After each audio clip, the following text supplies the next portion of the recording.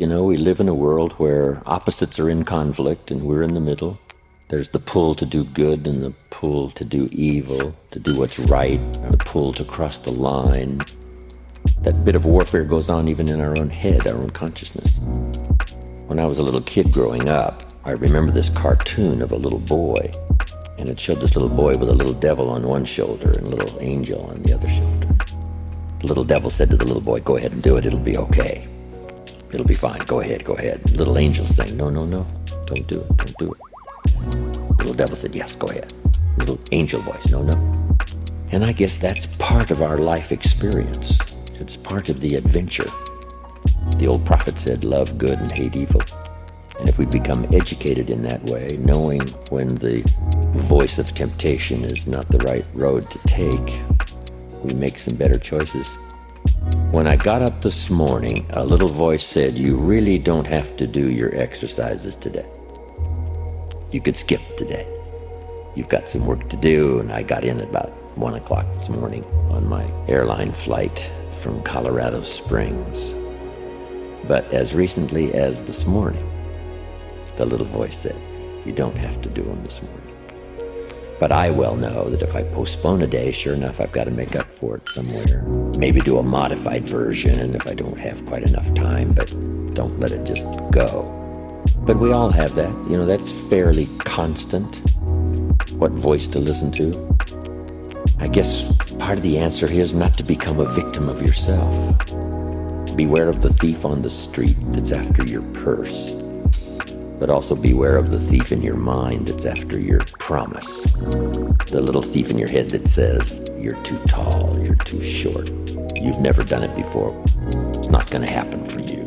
Others can find this book, you can't find it. If you found it, you probably wouldn't read it. If you read it, you probably wouldn't understand it." This is a constant bit of warfare going on inside of our head. So we all have to deal with that. But what I call that in these experiences is the great adventure. It seems as though God has designed human life and his own existence as a bit of adventure. First creating all the angels according to the storyteller.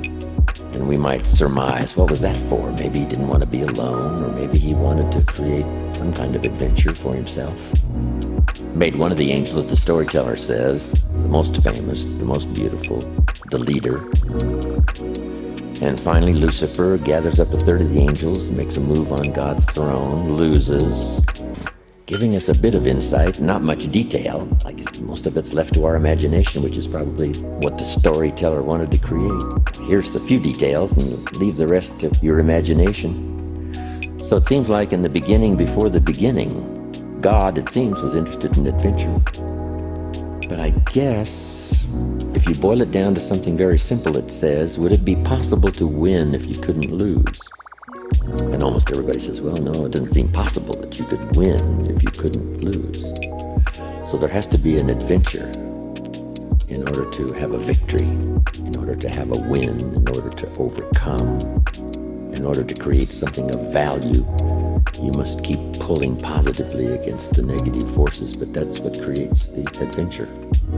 If you took a football today and walked out to the football stadium, put it under your arm and crossed the goal line, would we all cheer and call it a touchdown? And the answer is no. It's not a touchdown until you face the 300-pounders who want to smash your face in the turf. And if you can muscle by them, dance by the secondary, cross the goal line with the football under your arm, now we call it a touchdown, maybe a championship. But not without the conflict. But that's a good phrase. Opposites are in conflict and we're in the middle. And on any given day or occasion, that conflict can occur. There's an interesting Bible story that says there were two nice people, according to the storyteller, and it says, however. It's an interesting word, and that's where the adventure begins. However, one built his house on the rock and the other built his house on the sand. Nice people can make foolish decisions about the future and then suffer the consequences, especially when the storm comes. So the key is to try your best. So many questions are not a matter of morality. It's a question of being careless or careful, being cautious rather than reckless, but not too cautious. So it's kind of an interesting challenge. If you were so cautious driving on a two-way highway Every time a car came your way, you were troubled about thinking whether or not he was going to stay on his side of the line, that you pulled off the road, wait for him to pass, then got back on the road and continued your journey. We would call that a bit too cautious. It may take you 2-3 days to get to your destination. So you say somehow, when the traffic's coming your way on a two-way highway, you must trust at least the law of averages that says, I have a pretty good chance of arriving, even though there's not a guarantee that 1 out of 1,000 coming my way, I'll cross the line and it'll be the end. So we do have to be cautious, but not too cautious, and let those daily experiences lead us into a better life, a better month, a better year. I arrived on an airplane flight once, and the flight attendant came on and said, "Ladies and gentlemen, you have now completed the safest part of your journey. From now on, it gets dangerous. Fasten your seatbelt."